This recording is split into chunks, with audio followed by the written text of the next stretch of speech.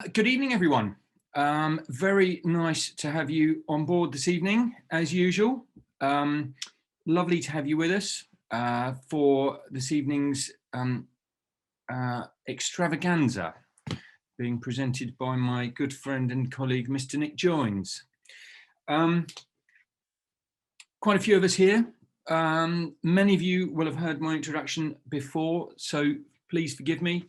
But I shall repeat myself for those of you that have heard me speaking previously, and for those of you who haven't heard me speaking previously, I won't be repeating myself.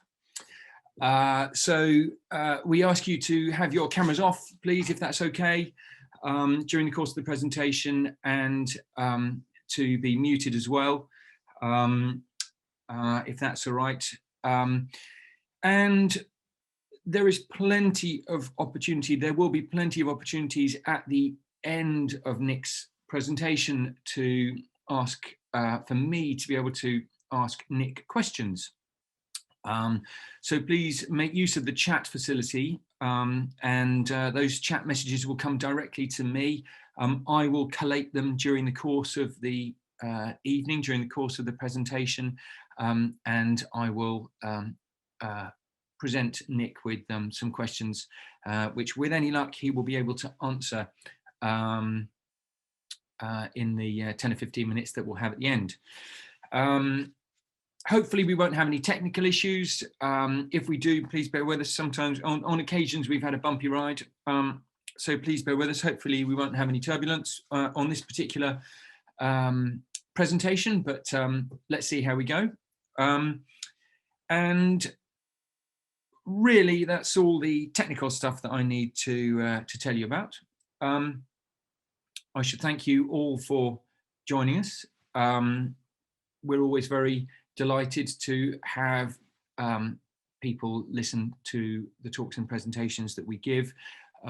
We are delighted to be able to do them, and the feedback that we have been getting from everybody has really been wonderful. So thank you very much for that. Keep the feedback coming. One thing I thought of this afternoon, actually, and again, feel free to put this sort of thing on email to me, or put it on the chat. We've got a lovely collection of presentations coming up. We've got our presentations planned now right the way through pretty much till the end of March, I think. But if there's anything that you would like us to talk about, why not put it to me on chat? We have absolutely no shortage of subjects, I can tell you that. But if there's anything you would particularly like us to talk about, whether it is a trip or a part of the world, please feel free to put it on chat, and we'll do what we can to incorporate it into the next set of presentations that we do. So again, no apologies for giving you the intro. I know that many of you who are on board this evening will have heard me saying this a number of times, but I know that there are also many of you who are new to us this evening. So for those of you that are new for this evening, just 30 seconds or 45 seconds on Wildlife Worldwide, which began in 1992, designing bespoke holidays, tailor-made holidays to Africa primarily to Zambia initially, and then to Botswana, Namibia, Kenya, Tanzania, and then we expanded out from there out to Asia and Canada and the Americas, South America and Central America and so on. And now we have a wonderful collection of group tours as well to all of these wonderful places around the world. And of course, we are delighted to be able to share them with you. I'm sure many of you have looked at our website and seen some of the wonderful trips that we have. This evening, we are going to be hearing from, as I said earlier, my friend and colleague, Nick Joynes, who has put together a magnificent presentation on Uganda. I can't actually see Nick at the moment, but I'm sure he's there somewhere. But Nick is incredibly well travelled. He's been to many different continents. He has travelled the world. He enjoys travelling these days, as I can completely understand with his rather lovely family, which is enormous fun. As I suspect many of you know, and have enjoyed that experience too. But I will, without further, no, there is one other thing I'm going to tell you actually before I hand over to Nick. So Nick is talking about Uganda this evening, and in actual fact, it's really quite timely because we have a trip which is called Uganda's Unforgettable Wildlife. And Uganda's Unforgettable Wildlife operates in October, the months of October and February. And today we released the 2022 dates for Uganda's Unforgettable Wildlife. So 14th of February 2022 and the 10th of October 2022. We have an October departure this year as well. And I know that a number of places that, that are on this tour, Nick, will be talking about this evening. So now, Nick, forgive me, but without further ado, I shall hand over to you. I shall mute myself and disappear, and I'll hand over to you. Speak to you soon. Thank you. Thank you very much. And welcome, everybody. Thanks for joining us this evening. I trust that you've all been gorging yourselves with pancakes all day, it being Shrove Tuesday after all. As Chris said, I'm going to be talking about a number of places in Uganda. I was really lucky to travel to the country, back in the days when we were able to travel. And it was about 5 years ago actually. And it was part of a research trip that we put together with the help of the tourist board and a couple of suppliers that we know out there, because at the time, our product had grown a little bit stale, and we wanted to put some new itineraries together, some new group tours together, and also start to look at some new options for clients who wish to have holidays put together on a more kind of tailor-made basis. And the result of that was actually the trip that Chris mentioned just earlier, Unforgettable Highlights of Wildlife of Uganda. And that was one of the itineraries that came out of this particular trip. So obviously I'm going to be talking about many of the areas that are featured on that particular itinerary. The first place that I went to, having arrived in Kampala and left Kampala, was up north, and that was Murchison Falls National Park. And I say up north, it's not entirely on the northern border with Sudan, but it's just there on the northern shores of Lake Albert, and it's about a 4 to 5 hour drive to do it as a oneer from Kampala. You can break the journey really nicely about 2/3 of the way up. There's a wonderful place to go to called Ziwa, and there's a beautiful rhino sanctuary there, which is well worth a stay, and certainly worthy of a 3 or 4 hour stop on the way up to Murchison Falls. And when we got to Murchison Falls, I was blown away just by the beauty of this really lush area. It's so colourful. It was so active with wildlife. Really vibrant forest area as you drive towards the Nile itself, and then the river safaris on the Nile themselves are really rewarding, and over on the northern shores of Murchison Falls, it's there that you see the typical plains game that you're used to and expect to see in Africa. This is the Nile from the gardens of the accommodation that I was staying at, and it was just such a wonderful place and a wonderful arrival into kind of the wildlife areas of Uganda. The evenings sound dominated by the grunting, cavorting hippopotamuses, and it was just so peaceful and so beautiful up there. There's something about a river environment which is incredibly soporific, and the accommodations there's 3 or 4, and there's 5 now accommodations on that particular shoreline that are so peaceful and so relaxing.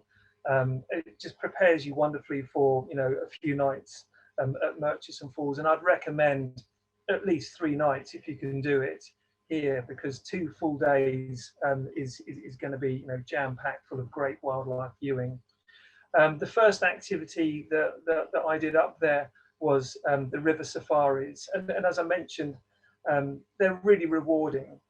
You don't only just see wonderful mammal species and, you know, your typical African wildlife coming out of the forest down to the river's edge, but you also see, you know, a plethora of bird life as well, and you can get really, really incredible encounters with the wildlife there as well. The boat that we were in was, you know, a fairly small boat. There was just 8 of us in it.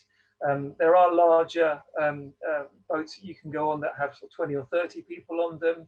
You can do private hire boats as well. But as I say, we were on a boat that had about 8 people on it. It was really nimble. It was very quick.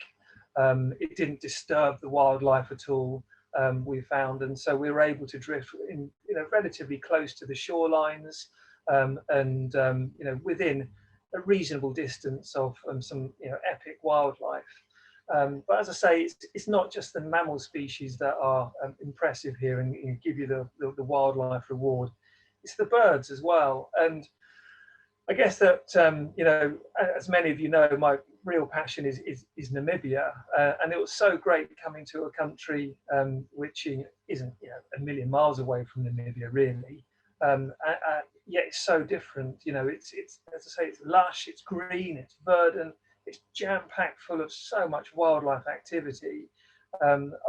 Every which way I turned when I was in Murchison Falls, there was always something to look at, and the kingfishers. Here's a beautiful pied kingfisher. It's a female pied kingfisher, and I can only describe this section of the Nile as having just flocks, you know, mini clouds of pied kingfishers, all hovering above the water's surface, the surface of the river, hovering, waiting, swooping down, getting a fish and flying off to the nest in the banks with it, you know. And I saw that happen dozens and dozens and dozens of times. Not once was I able to capture it on a photograph, I hasten to add. I am no photographer, as you will see from these images, but nevertheless, just witnessing it and watching it repeatedly was really, really mesmerizing. And the other bird in this picture, this is, believe it or not, it's a white-fronted bee-eater, peculiarly, and despite its wonderful, vibrant red chest there, this is a white-fronted bee-eater. But the birds, as I say, along this section of the Nile are just wonderful. You know, so much activity, great classic birds to see as well. The scene is just wonderful. This is an African darter, and the scene is really wonderful because at this stage of the river, when you're quite a distance from the Murchison Falls themselves, I'd say you're about 3 to 4 kilometers from the falls. The Nile is very, very wide. It's very muscular. It's really slow moving at this point. So it's a very sedate experience. And as the boat takes you up towards the falls, then, you know, there's a little bit more activity there, you know, with the water, and you can begin to sense that something's coming up. This is, as you can see, this is sort of 300 meters or so from the Murchison Falls themselves. And by that point, you know, we'd had a good couple of hours in the boat. We'd seen stacks of birds, stacks of wildlife. It'd been a great time. And we decided that we would take the option, as many of you will have if you choose to go to Uganda. You have the option to get off at this particular point and actually walk up on a walking route that goes right up beside the falls themselves. But as you get closer, the force of the water becomes really, really apparent. And, you know, I'm a couple of 100 meters away from it here, and you can really feel that wind rush that is being generated by all of this energy coming down through this tiny little gap, which, you know, at its narrowest is barely 3 meters or so. And considering that, you know, above it, the river is the best part of 150 meters wide, it's a colossal amount of water being generated and being channeled through this tiny little gorge, and you know, then drifting off down the Nile itself. It's a wonderful scene, and it's a wonderful setting. And as you climb higher up, and the walk takes about half an hour, 40 minutes or so to get up to the top. And as you climb up, you get these wonderful viewing points of you know, a really impressive waterfall. And sure, it may not be quite as, you know, spectacular as the Iguazu Falls or as Victoria Falls, but they are nevertheless incredibly beautiful and very, very energizing. And in this enormous plunge pool area, there are hundreds, you know, perhaps if not thousands of European barn swallows, all swirling around in there, having a great time in the lovely cool, warm, cool and misty air there, and you know, picking up all sorts of insects that are being brought down on the water as well. So it's an amazing scene, and the noise is quite impressive as well, particularly, you know, as further downstream, you know, where your accommodations are.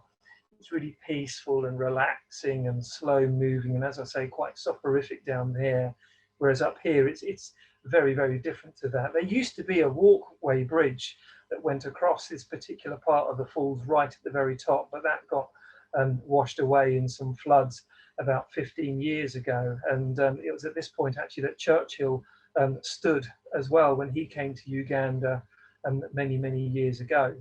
And it's a wonderful view that you get from the very top, looking out straight down through the Falls Gap, right the way down into the Nile itself.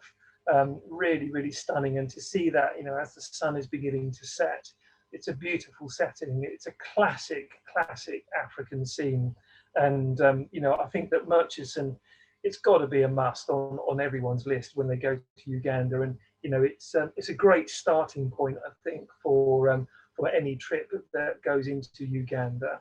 And as I said, you know, there's not just the river that is great for the wildlife, but it's the northern side where these wonderful, you know, grasslands, these small savannas are. And here you'll see all of your typical African plains game here, you know. And we had some really, really wonderful encounters with wildlife there. You know, sadly on my trip, I only had 2 nights here, so I had one very, very busy full day and then a bit of a morning, which was nowhere near enough if I was going to do this as a holiday. But nevertheless, we had some really great encounters. And with these elephant, you know, it was a wonderful, wonderful scene. We spent about an hour just kind of driving with them, really. They were really relaxed. They were, they seemed to be just very at ease. There was no stress there that we could detect. There was no kind of anger or kind of frustration about us being there either. It was just a lovely, lovely time to spend kind of, you know, watching and listening. I don't think any of us really said a word to each other really during this particular encounter. It was just so lovely, and it was just one of those moments where you know that you're able to actually really watch the wildlife rather than just photographing it. I didn't take too many pictures during this particular encounter. It was all about the experience, and it was a lovely, lovely encounter. And there's plenty of other, you know, wildlife up there as well. You have southern giraffe too, which is great. You've got a wonderful array of antelope species as well, like the African cob too. But then you've also got wonderful birds as well. And I know that Chris is a tremendous fan of the southern carmine bee-eater when they come into nest down on the Luangwa River in Zambia. Well, this is its cousin. This is the northern carmine bee-eater. And you see plenty of these in Murchison. You know, really beautiful colours, really vibrant, colourful pink that comes through. You can spot them a mile away, and plenty of them as well, just there, you know, hanging out on one of the branches close to one of the routes that your guide will be taking along. It's a great scene and a great area for viewing birds, definitely. It's not just, you know, these wonderful birds you can see, but there's also, you know, the weird and the wonderful as well. This is an Abyssinian ground hornbill, You know, again, you know, fabulous to photograph, and great to watch as well, peculiar looking birds. So the Murchison Falls National Park is a must. As I say, it's a really good starting point because it kind of sets the scene for which is, you know, otherwise dominated by, you know, wanting to go and see gorilla or going to want to see chimpanzee. It's actually, from my perspective, I think it's a really good idea to go somewhere where you can kind of set the scene before going into, you know, the specialist area that, you know, that country offers. And Murchison is a really good place for that. As I say, you can do a stop on the way up at Ziwa as well. As I say, that's about 3 hours up, and then another couple of hours from there to get into Murchison. And giving yourself 3 nights at Murchison, you know, 2 solid full days is well worth it. And there's a good range of accommodations up there as well. You know, they're all, you know, lined on the banks of the Nile as well. So really peaceful and a wonderful setting. The next place I'm going to show you is one of the places that I think Uganda is very famous for. It's Chibali, the wonderful forest which is just outside Fort Portal. I did this as a drive from Murchison, and it's pretty much an all-day drive, but it's wonderful. The route that we took was a very rural route. It took us through some wonderful villages, loads to look at, loads to see, and I think that's part of, you know, travel. You know, it's seeing how people live, it's seeing, you know, the day-to-day lives, and just, you know, passing through people's lives. It's actually a very nice way to see the country. And you know, we went along effectively along the shores of Lake Albert, all the way down to Fort Portal. Then we ducked in. And about an hour from Fort Portal is Chibali. The forest in Chibali is where people want to, people will go to if they want to see the chimpanzees there. And it's a beautiful forest, and there's some really lovely accommodations there as well. We didn't have time to do many of the chimpanzee options that are available in Chibali, so we just had a morning to do some tracking. And the photographs I'm going to show you next, they are no sort of exhibition photographs. They're really just to illustrate the sort of forest that you'd be going into, what the walking trails are like, and the kind of chimpanzee experience that I had as well. It's a beautiful forest. It's a pretty large area as well, dominated by the sounds of chimpanzees and also the bird life as well. The walking trails, we often get questions about, you know, what's the walking like, and what's the trails like to see the chimpanzees. To be honest, they're pretty straightforward. They are designated walking trails, so it's not too often that they will take you off the trails, because there's such a network of footpaths to follow that pretty much wherever the chimpanzees are within the main tracking area, there'll be a walking trail that will take you, you know, within a good proximity of the chimps themselves. Don't feel too worried about the terrain of the trails in Chibali. It's not too mountainous either. In fairness, I'd say it's pretty much flat. Perhaps there's some undulating, but that's about it. It's, as I say, it's pretty straightforward and pretty simple. And the experience that we had with the tracking, we did it for about 3 hours or so, just over perhaps. It took us quite a long time to actually locate one of the units that the guide wanted to show us, because there's quite a few groups who are going out tracking the chimpanzees at the same time, and there's plenty of room for everyone. But you kind of got to, you know, make your way through to one of the chimpanzee units, one of the family units that is closest to you. So, you know, we kept unfortunately missing ours, and they kept moving. So as they kept moving, we had to keep moving to go and find them as well. So our experience was about just over 3 hours. And I guess we had about 40 minutes of that time actually viewing the chimpanzees themselves. these are the kind of photographs that I was able to get, and I hasten to say, somebody who is, a keen photographer will be able to take better photographs of the chimps than I was able to.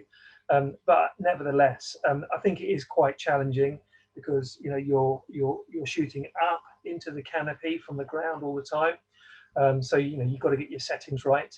They are moving fairly frequently. And there's always something in the way, it would seem, either their arm or a branch or a leaf, but maybe that's just the way with all wildlife. I don't really know. But certainly it was my experience with the chimpanzees. And in the end, to be honest with you, it was so wonderful just to watch them that I actually started to put my camera down more, because I knew that I wasn't getting good photographs, and I knew that I wasn't getting photographs that would necessarily kind of resonate with my experience there. So these are really just to kind of illustrate the photographs that I was able to take. It's not that everyone's going to have the same experience as me. I loved the encounter. I loved watching them, and I loved hearing the chitter chatter that went on between them. They did come down to ground level at one point, but very, very, very briefly. I mean, kind of, for about 10 or 11 seconds or so, that was it. They came down just to get some, I think that they came down in order to move from one area to another peculiarly, rather than doing it through the branches. And when they got down to the ground, there was a major hubbub, screaming and shouting at each other. So, and then they were off again really, really quickly. So I think they were quite a skittish group that we encountered. But as I say, we had 40 minutes there, and it was great just to watch and listen and just see it all happening in front of our eyes. It was really, really lovely, and I really enjoyed the encounter. Even though I wasn't able to get photographs that I go, wow, that was amazing. I wasn't at all disappointed with the encounter itself. I thought it was a really, really great experience. And the guides were also excellent. It was really well organized. I thought it was very responsible in the way that they did it. And I felt completely comfortable with being on that particular activity. It was a great experience. And, it is a must. I think that going to see the chimps in Uganda is a must. And there's a couple of places that you can do it, but Chibali, the forest just outside Fort Portal, is one of the main areas to go and see them. After Chibali, we went down to Queen Elizabeth National Park, and this was a relatively short drive. This was about 2.5 hours or so. And we went to an area, first of all, just on the banks of Lake Edward. Queen Elizabeth National Park, it's I guess it's kind of divided into two halves. You've got Queen Elizabeth National Park, which is on the eastern side, and there's a section of Queen Elizabeth National Park, which is known as Ishasha. That's where we concentrated our time, and we just had a day and a half in Ishasha. And though I do seem to say this about most of the places that I've been to, but I really loved Ishasha. This was stunning, and I loved Murchison. It was a great way to start the trip, and there was lots of beautiful things about it. But when I come back and think of trips that I've done, and I think of Uganda, I do really kind of go straight back to Ishasha, which I refer to as it's a bit of a paradise. It's a real utopia. I was there in October, so there was a bit of rain as well, just a little bit of rain, but that was no bad thing actually, because for me that really brought the whole countryside alive. The colours of the countryside. I mean, it was electric green, really, really vibrant green, and the wildlife seemed just to be really happy and really active as well as a result. We saw so much here as well, but it was the peacefulness of the of this section of Queen Elizabeth National Park that I really loved. There were very few other tourists there, and it was the way that the wildlife, again, it just seemed so relaxed, and there was so much of it as well. so we basically took this transition road that goes from the main section of Queen Elizabeth National Park, where you have, you know, vast plains, basically, not on the Masai Mara or Serengeti scale, but certainly wide open spaces. So we took a transition road that takes us from that area into Ishasha. And it was a really beautiful journey. That journey took about an hour and a half or so, and it's a transitional road. That's the only way that I can describe it, where you move from that Queen Elizabeth area in the east to the Ishasha area in the west, and it was really, really lovely. We saw loads of buffalo as we passed through that area. There were water holes along the sides of the road, natural water holes, just full of rainwater. And this brought out a whole load of wildlife as well. We stopped on 2 or 3 occasions right there on the road, where beside us, just, you know, 10, 12 meters away, family units of elephant were just, you know, playing around in the water holes. You know, really lucky. You know, again, with wildlife, you've got to be in the right place at the right time, of course. And perhaps we could have passed, you know, half an hour later and not seen that, but nevertheless, it was there, and it really added to that journey, of course, and it added to the experience as well. So, you know, we just parked on the side of the road, you know, for half an hour or so and watched the elephant. But we needed to get on into Ishasha itself, because there is a reason to go to Ishasha. There is a great wildlife encounter to be had in Ishasha, and we were really lucky to have that. But nevertheless, you know, it's hard leaving elephant. There's no doubt about it. And you know, when we actually got into Ishasha area itself, you know, again, it was something else and something new. I've never seen black and white colobus monkey before, and this was a really fabulous encounter. You know, he's a big guy, this black and white colobus monkey, and he was there, kind of, you know, watching us basically. And as we drove along, he started to move, and he leapt across, you know, a distance, I guess, of about maybe 100, 120 meters, going from one tree to another, just swinging and jumping and swinging and jumping. And this, you know, he covered this distance in, you know, what would have been seconds. You know, he was so fast. And it was something amazing to see, and, you know, really great wildlife encounters. This kind of stuff that, you know, you'd only see on one of the brilliant documentaries, but you actually see it yourself with your own eyes.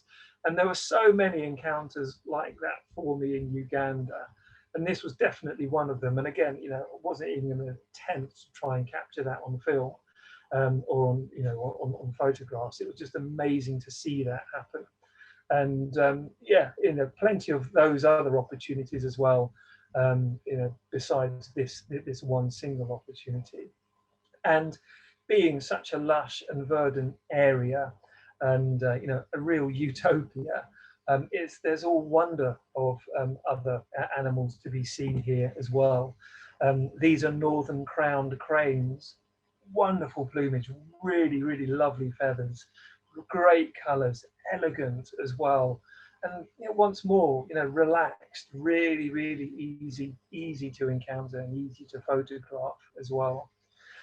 We saw a great number of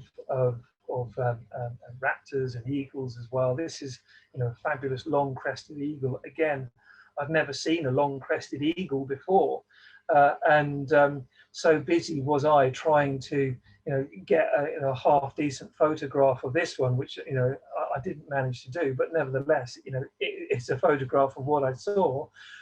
Little did I know that there was another one coming in. So just at the point I was taking the photograph, a second long crested eagle came in. So, you know, that was a great encounter, and, you know, brings a smile to your face. And, you know, I'll remember that moment as well.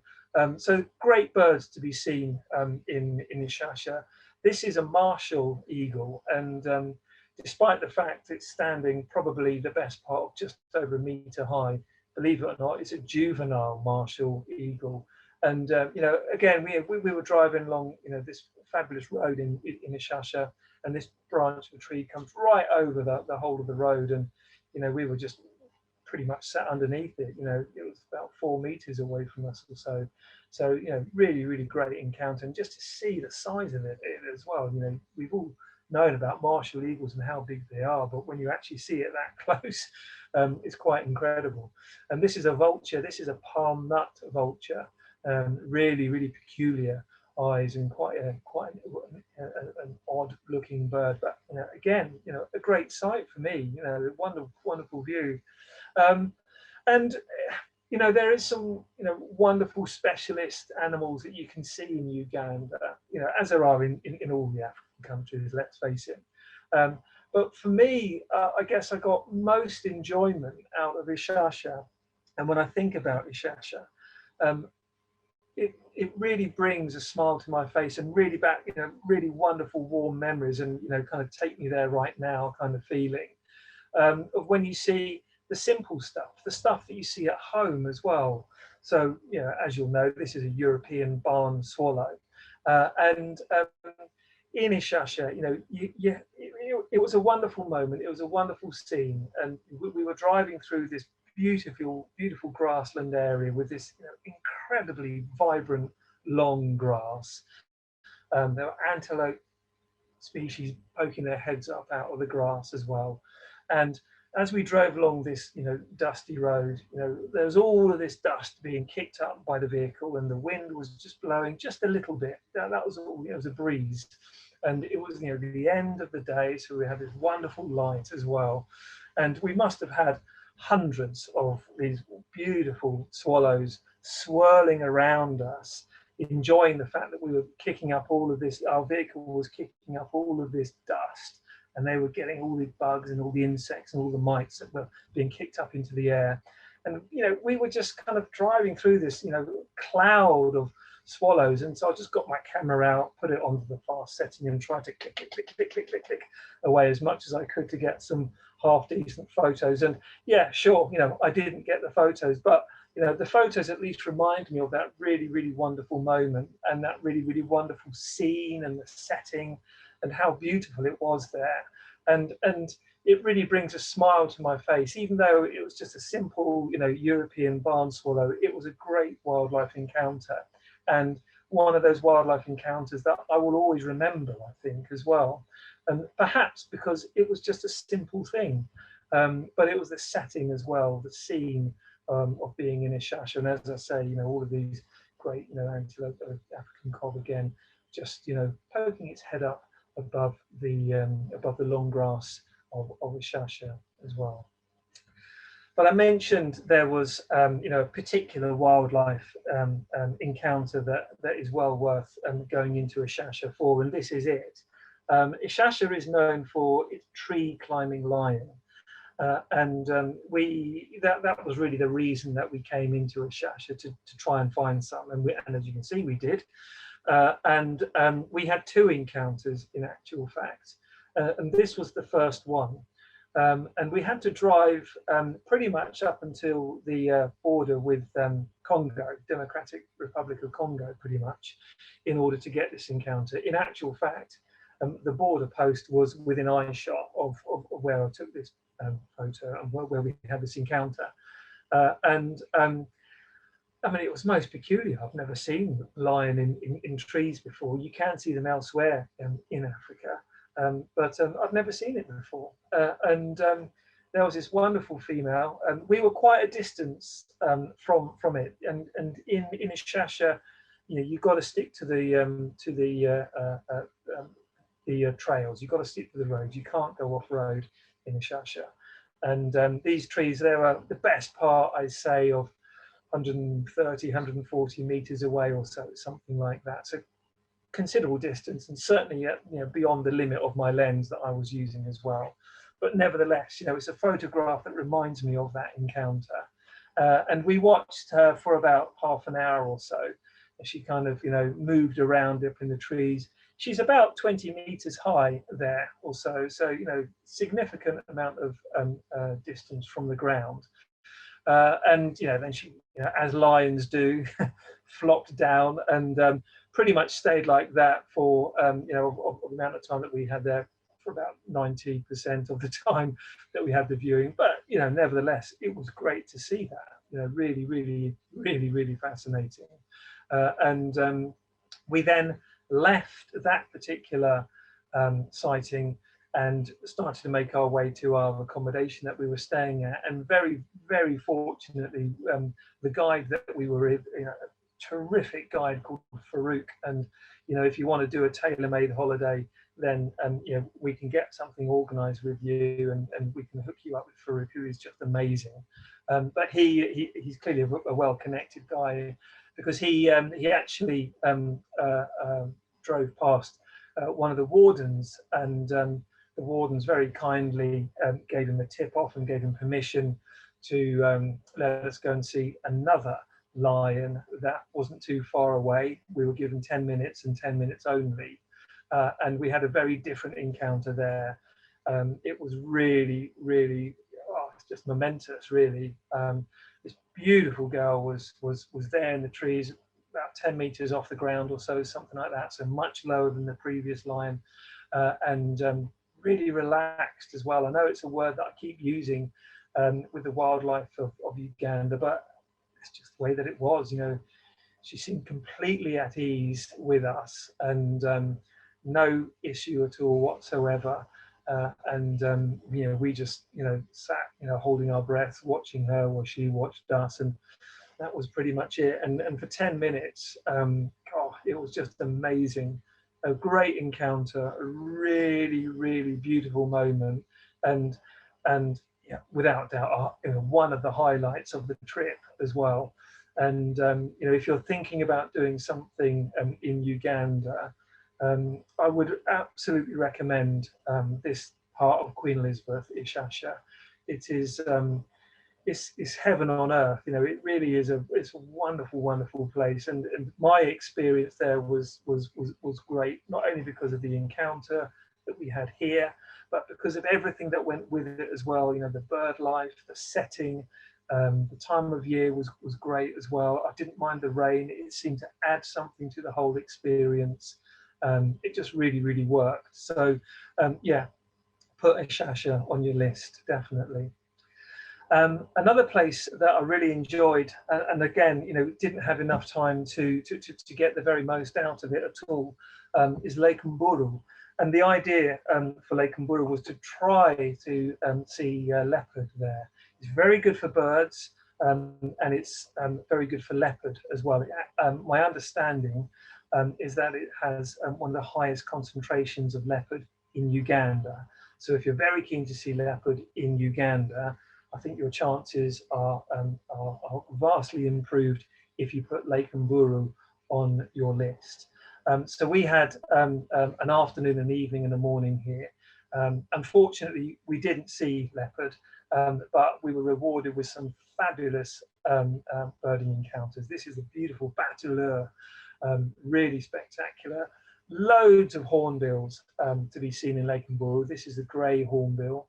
And a particular bird that I'm really, really fond of are kingfishers, and this is a pygmy kingfisher that we were really lucky to see.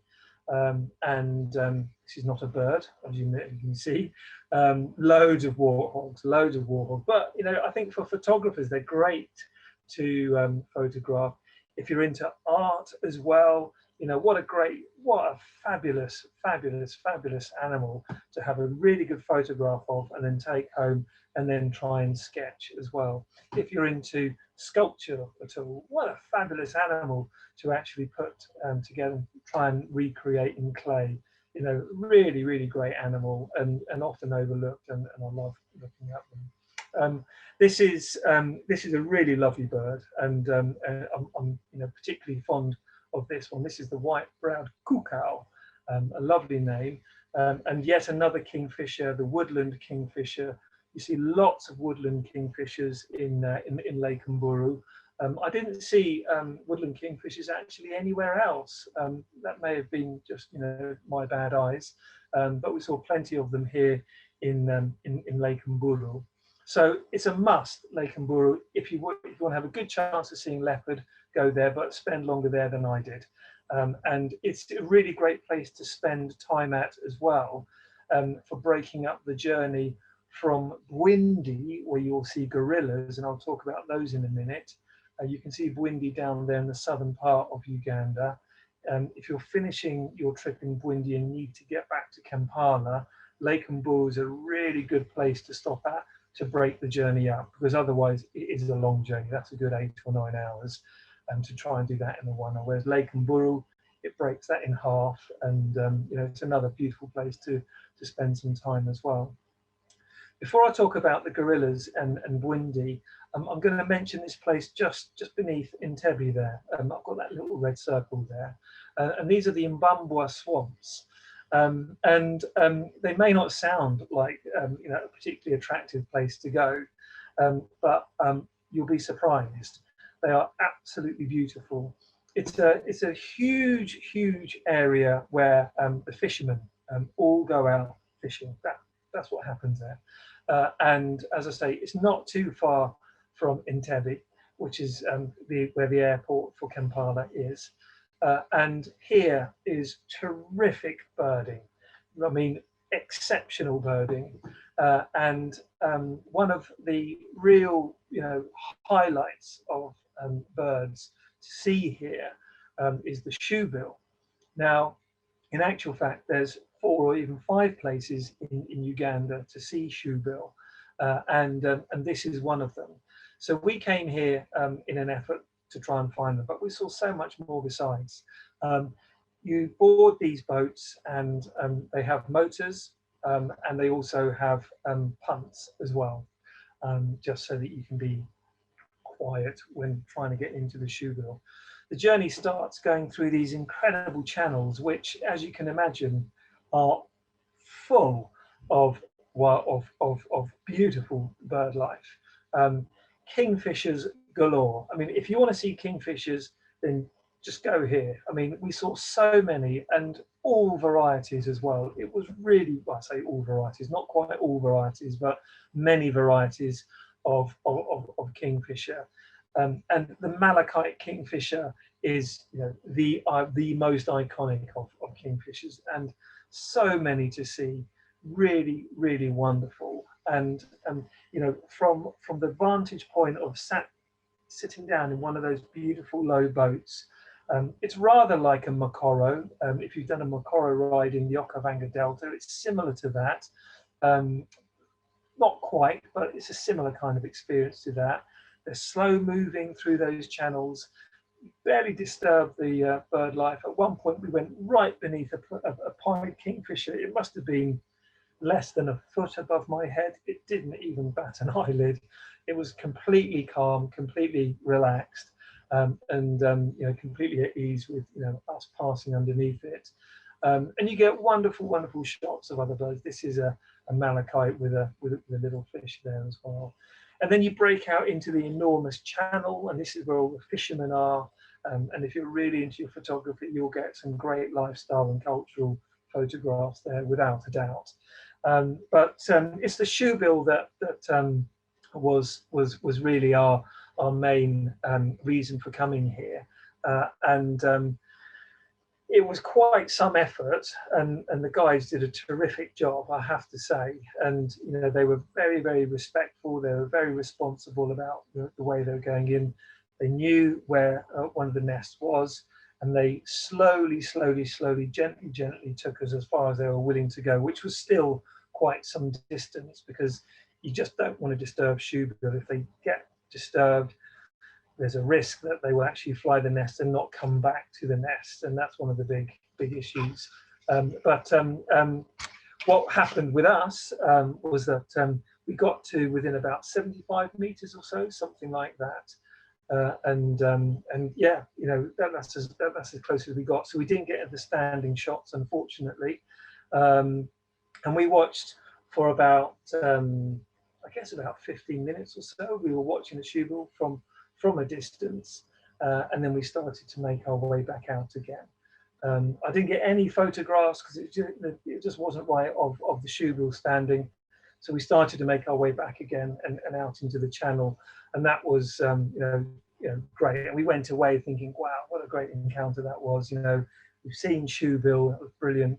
And as we were out in the main channel, our guide, he called to us and told us to look up in the air. And we actually, believe it or not, we saw the shoebill then flying. That was amazing, you know, to see this beautiful, you know, incredible bird in flight. Was something else. And you know, did a big swoop and kind of flew out over the channel, got up higher and higher and higher and higher on the thermals, and we watched, I guess, about 15 minutes, 20 minutes or so, something like that, getting higher, and started to come back down again, and came right the way back down to the same area that it had been in. So it was, you know, a great way to finish that particular encounter. And as I say, there are a number of other places you may be lucky enough to see shoebill. One of them is Ziwa. I mentioned Ziwa earlier. That's on the way up to Murchison Falls. Another one is in the Delta at Murchison Falls. I understand the shoebill you can see there. Another place is Semliki. Semliki National Park is just on the other side of Fort Portal to where Chibali is as well. And here, the Mabamba Swamps, that's another place where you can see them as well. So there's a number of places you can see them there. A lot of people go down to Zambia, to the Bangweolo swamps, to see them down there. And that's where the BBC filmed you know, for their documentary series about 7-8 years ago, I think now. And that's where they filmed them in Zambia. But if you want to see them in Uganda, there are opportunities there. So the final place I'm going to talk about is, you know, Bwindi. You can't really talk about Uganda without talking about the gorillas. And, you know, the gorillas do dominate, I guess, you know, everybody's wildlife reason for wanting to go to Uganda. But I do hope that what I've talked about so far, you know, does show you that there is so much more to Uganda than just gorillas. Of course, you know, if you can go and see the gorillas, go do it. You know, it's amazing. But don't feel as though if you're missing out on anything if you don't go to the gorillas, because there's so much more to see in Uganda besides the gorillas. That said, it was amazing. There is no doubt about it. And there's a lot of people on the presentation tonight, and I'm sure that a significant number of you have been to see the gorillas in Uganda. And it is amazing. You know, there is no doubt about it. It is, well, I can't say anything about the experience that hasn't been said before. You know, it is humbling. You know, it is firmly humbling. You know, you are put firmly in your place as a human when you look in the eyes of a silverback gorilla. There is no doubt about it. It's unquestionably the most sobering wildlife encounter I have ever had. Wonderful, beautiful in every way. And you know, when we drove into Bwindi, we actually came in there from Ishasha, and when we drove into Bwindi, there's a sense of you're arriving somewhere special, not only because it is beautiful, it is, you know, super lush, it is wet, you know, it is a very wet area. I think it's a wet area, to be honest, regardless of when you go there throughout the year. But there's undoubtedly an atmosphere about Bwindi that I detected. And perhaps it was just my excitement about being there, I don't know. But there is something about being there where you go, oh my God, this really is somewhere truly special. And you know that there are gorilla in this area. And that in itself is really, really, you know, exciting. And we had a beautiful encounter. You know, we really, really did. It was, I would have stopped myself from getting quite emotional about it, because it really is a very emotional experience when you go and see the gorillas. We were the way that it works. So we get a lot of questions about, you know, how does it work with the gorilla encounter and what happens, and, you know, do you have to trek all day, and you know, are you abseiling off cliffs and all the rest of it.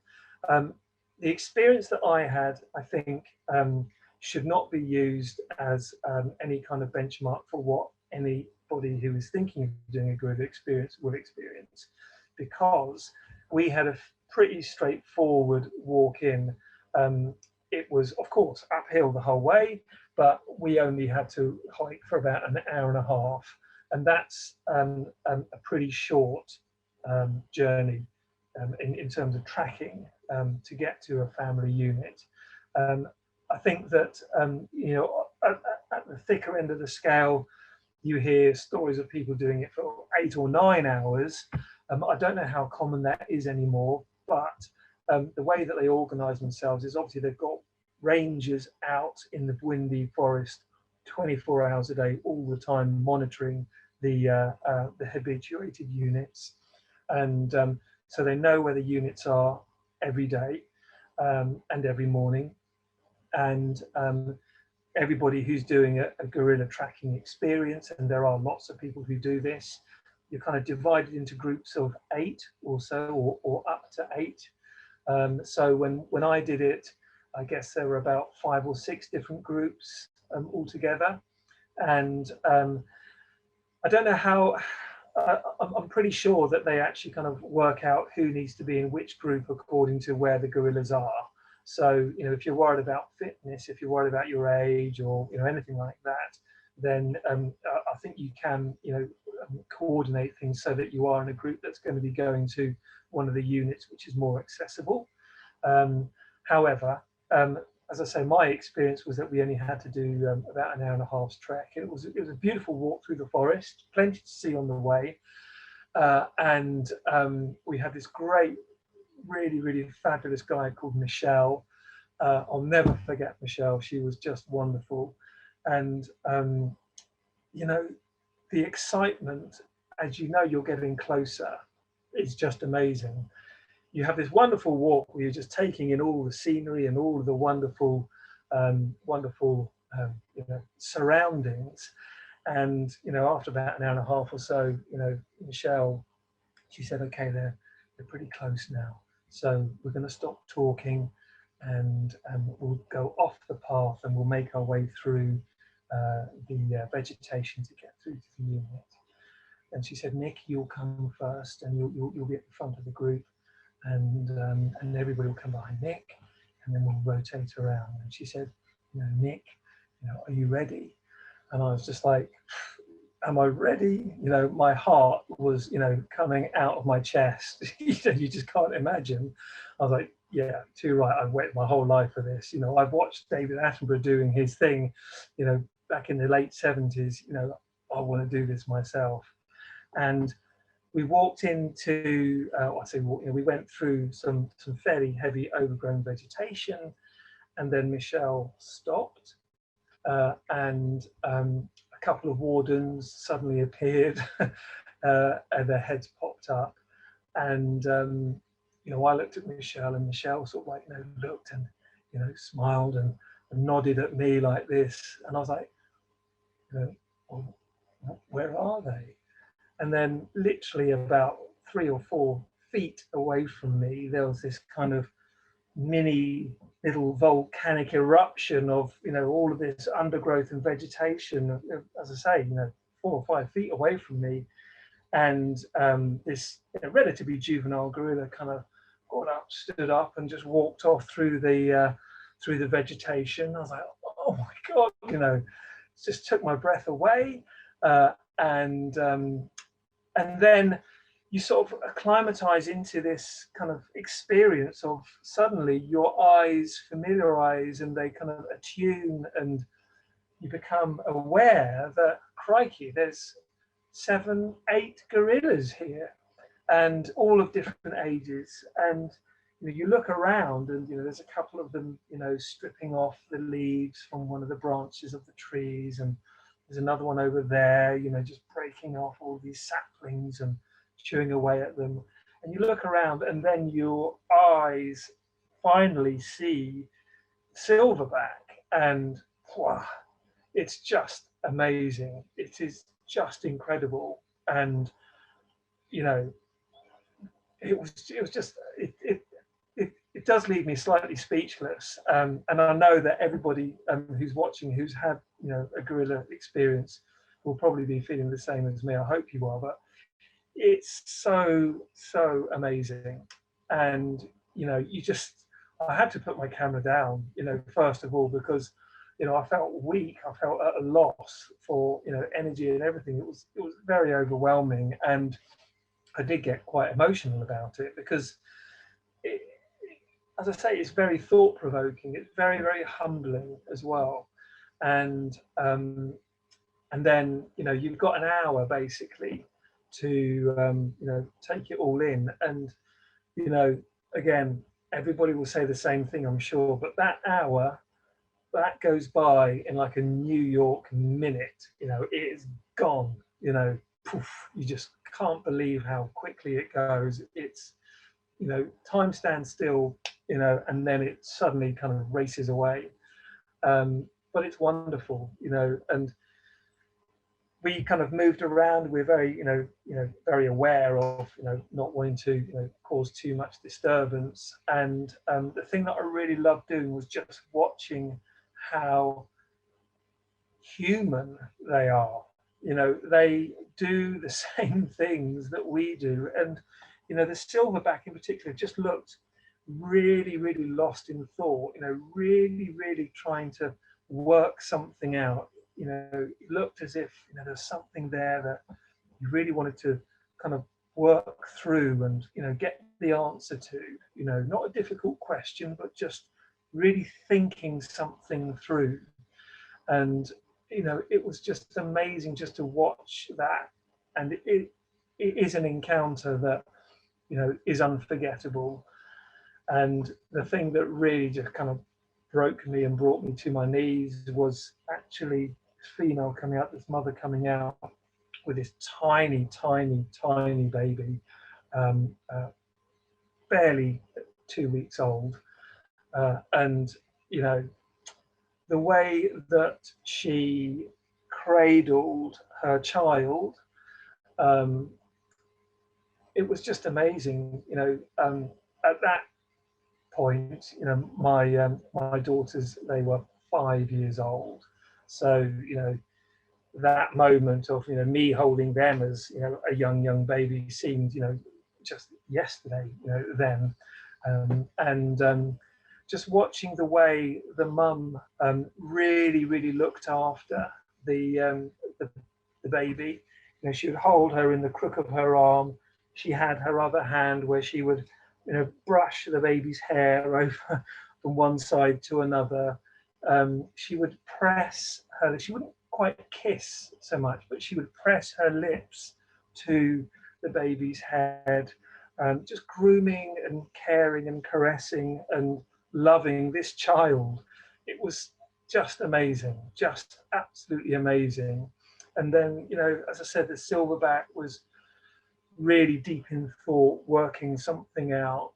And when you look at all of their features, their thumbs, it's got lines on their hands just like us, fingernail, everything about it was, it just resonated so much. It was quite remarkable, that connection that somehow you have with this beautiful animal. It was just amazing. It was a really spectacular encounter, and I think that since then I've really benefited from the experience. As a keen naturalist, as a very, very amateur naturalist, but as a keen one nevertheless. I've really benefited from the experience because it has not so much taught me, but I've realised that actually just watching wildlife is a really beautiful thing, and I've always known that. That's why I like doing it. But actually putting the camera down and watching it with your own eyes and taking it all in and looking at the surroundings and all of the senses that come into that wildlife encounter, the smell, the noise, everything, that holistic experience of having a great wildlife encounter for me is everything that goes with it. And it could be the European barn swallows in Shasha, it could be the climbing tree, the tree climbing lions, it could be the pied kingfishers in Murchison, whatever it may be. You know, putting the camera down and just taking it all in. This is what this particular encounter gave me, and I've carried that with me with all the trips and all the wildlife encounters that I've had since then, because it was so moving and profound as well. It was the most beautiful experience. It really, really was. And you kind of go away going, God, I can't wait to do that again. You know, I've got to do that again. I've got to do that again. And, you know, that feeling for me has kind of gone away because it was such a great experience. It was so profound. It was so moving that I don't feel that need to have to do it again. Because for me, I don't know if it's possible to improve on perfection. It was just the perfect encounter. You know, watching the way that he was picking ticks out of his skin and, you know, feeding through his hair and looking in, and, you know, it was just wonderful. You know, the whole thing was just amazing. And, you know, if you can get a chance to do the gorillas, you know, just do it. It is unbelievable. It really is amazing. But don't make it the be all and end all of your time in Uganda. There's so much to do besides the gorillas in Uganda, and you know, you really must have that full Uganda experience by doing Murchison, doing Ishasha and Queen Elizabeth. Yeah, do the chimpanzees as well. Go to Lake Mburu, go to the Mbamba swamps. There's many other places I could mention as well, and you know, have the whole Ugandan experience. And it may well be that you need a couple of trips to do justice to the whole of Uganda. It has so much to offer. But you know, the gorillas, of course, they do have to be one of those encounters, definitely. But don't hang everything on it, though, because, as I say, Uganda's got so much more besides. So there we go. That's what I wanted to share with you all on Uganda. Those are the circles of the areas that I've spoken about. And the way that I did my journey was from Kampala up to Murchison, down to Fort Portal, then over to Lake Edward and Queen Elizabeth National Park in Shasha. Then it was to Bwindi. Then we went to Lake Mburu, then we went to the Mbamba swamp. So we did that kind of circuit that way around. There is quite a lot of traveling in there. I did it in a very rapid way. And I would 100%, you know, I would go back there in a heartbeat and do it all again, and probably add in a couple of other places that I wasn't able to see as well. But it's a wonderful country, thoroughly recommended. And as I said, don't hang everything on gorillas. You know, there's plenty more to see besides. So there we go. Chris, are you around? Have we had any questions? Is there anything else you'd like to have we had any questions? Good grief, one or two. Thank you very much, Nick. Blinking Nick, that was absolutely superb. I haven't been to Uganda for a long time, and I've only been once, and I also had a wonderful experience out there. But I need to go back now, clearly. What you've just said. I am going to ask you a number of questions, but it's the usual story. There's absolutely no way that I'm going to be able to ask them all, because there have been one or two. Yeah. I shall just read you what Linda has just messaged me on chat. Superb presentation. Thank you so much. There you are. You won't be able to get out the door now, will you? Anyway, right. Look, so the first question, I'm not quite sure how you should be taking this question, Nick, but I will ask you anyway. Okay. This question is, what camera do you use? Okay. So you could take that one of two ways, right? Yes. Couldn't you? You could say, well, he uses one of those, so I'm never going to buy one. Yeah. Or it could be, that's absolutely amazing, I need it. Yeah. Okay. So it is a Canon. It's a Canon. Oh God, it's a Canon 5D. But the thing is, it's not a Canon lens though. The lens that I was using was a Sigma lens, and it was Nick Garbutt will kill me, but it was a Sigma lens, which was a 150 to 500. It's exactly the sort of lens that Nick would say, no, what you need to do, you need to get 2 or 3 lenses that cover that distance. Yep. And also, I am no photographer. I hasten to add, I'm no photographer, which is you've done all right with a lot of your photos. I'd say that some of them are absolutely fantastic. Well, yeah, okay. Well, thank you. Well, yes, okay. So as I say, yeah, it's a Canon 5D. I think it's a 5D, and that may be completely wrong. But it's definitely a Sigma lens, 150 to 500. Brilliant. Thank you very much. So look, I'm now going to move on to some other questions which don't involve photography. Murchison Falls. I've had a couple of questions about Murchison Falls. Yeah. And the general theme of the 1 or 2 questions I've had is how many other people did you see when you were there? Was it crowded? Were any of these places crowded? And we could kind of apply that not just to Murchison but to other places as well, I guess. Yeah. So I was there in the month of October, 3 or 4 years ago, 4 or 5 years ago even. Yes, in the month of October, and October is not the busy time to go. So at Murchison Falls, didn't really see an awful lot of other people. As I say, we were in a boat of 8. There were a couple of other larger boats that had 20 or so people in them. When I did the Murchison Falls walk, it was just us, the 5 of us doing it. At the accommodations were about half full, and the accommodations that we saw took a maximum of about 20 people. Right. So Murchison wasn't busy, and it was pretty much the same throughout, in fairness, apart from the obvious places being Bwindi, which, because of the gorillas, that was busy, and in Chibali for the chimpanzees, that was busy as well. So the answer to the question is, on the whole, it was really lovely and quiet, and we didn't really encounter too many other people there. We were there, as I say, in the month of October. If you go during the summer months, it is very much hotter then and a lot drier as well. And I think that things get a little bit more busy then. But then if you go in, say, February or March time, things are a little bit quieter then, I think. Though, I suspect you would agree, it's busyness by degree, isn't it? It's not busy like Kruger National Park is busy. No. It's not busy like the Masai Mara. But you'll see a few other people. Yeah. Absolutely right. Yeah.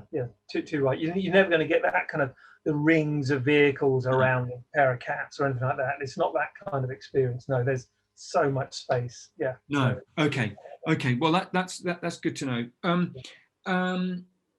Quite a bit of time chatting about gorillas and stuff, which of course is absolutely right. It's one of the key reasons for going. Yeah. And we've had, as you can imagine, a number of questions on that side of things. One of which is, so I'll ask you them both, and then sort of 2 or 3, kind of link them all together. So. Firstly, are there other areas in Uganda where you might see chimps? So park that for the moment for your answer. Also, how strenuous is the chimp trekking? I think that's another great question. And the other is relating to the gorillas and chimps, but 1 or 2 people asking whether the gorilla tracking which we do on our trips is the only way of doing gorilla tracking in Uganda. Right, okay. I think there are 1 or 2 other ways you can do it as well. Yep. Okay, fine. So let me try and do that. So chimps, first of all, yes, you can see chimps in another area in Uganda. There's an area which is just beside Lake Albert.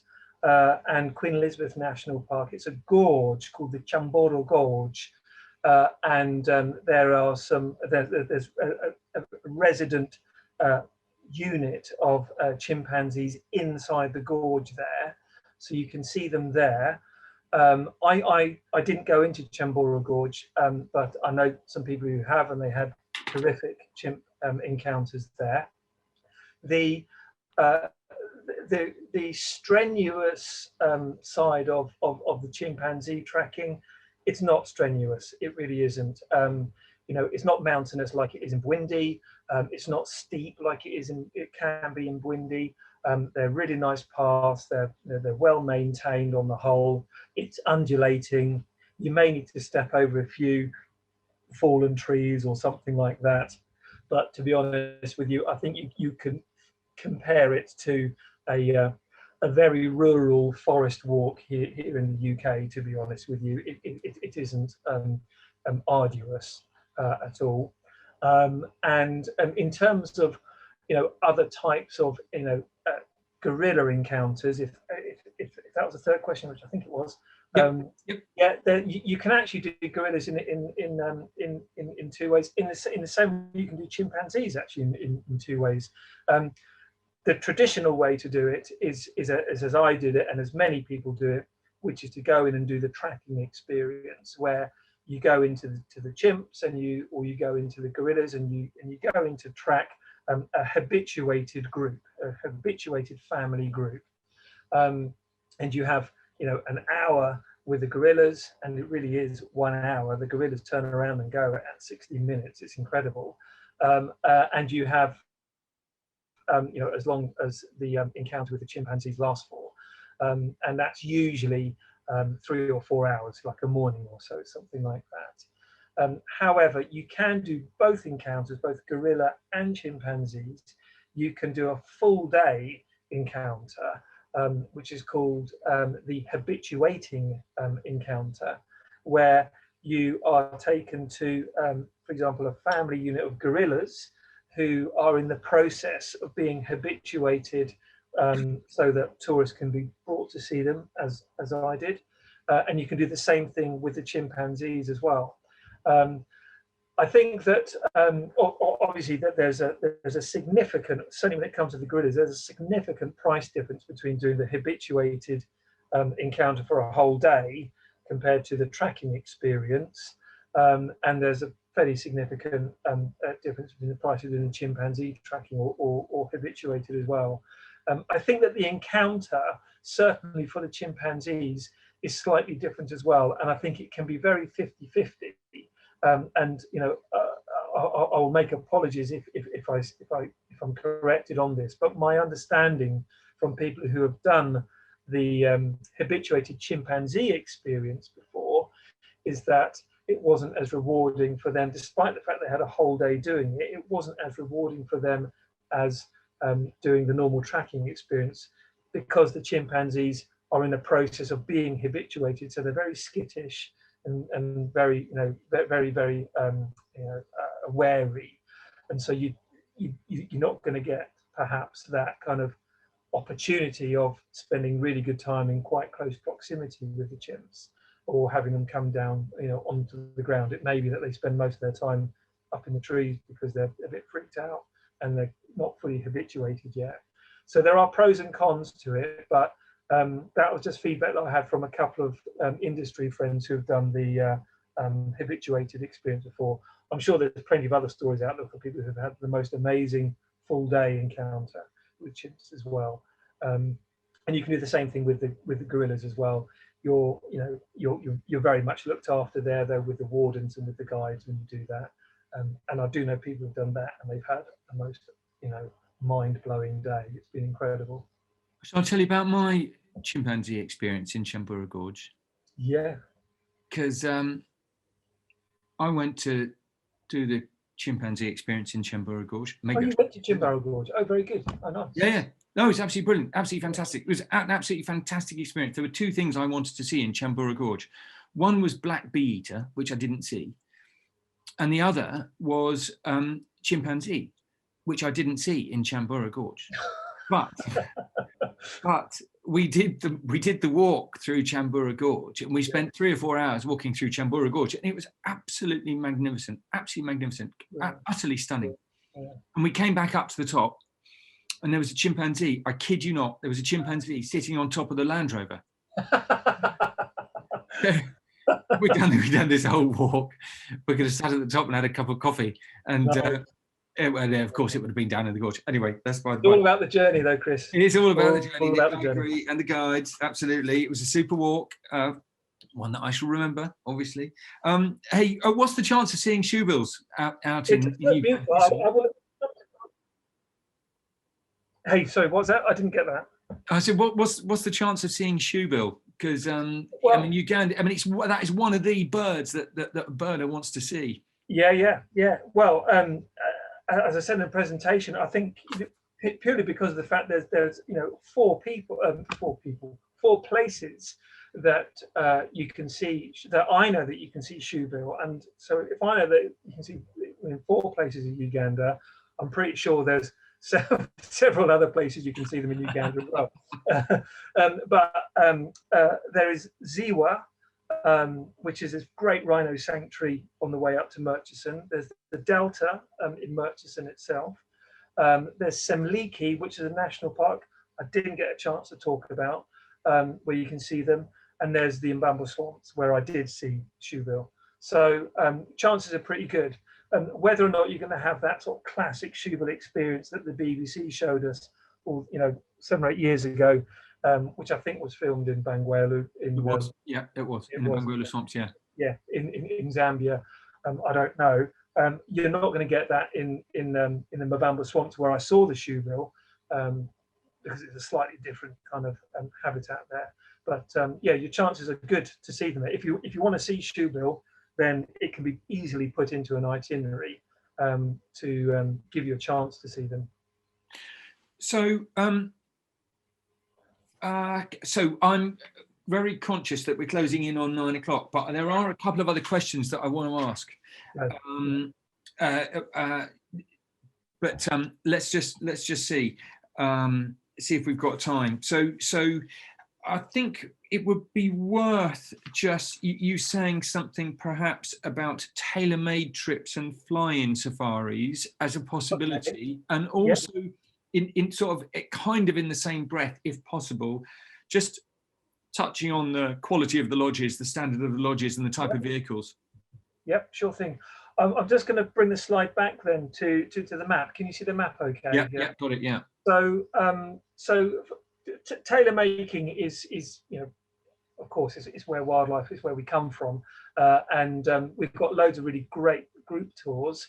But if you want to put something on at the end of the group tour, or put something on before, or you don't want to do a group tour, you just want to do your own thing, Uganda is pretty good for that.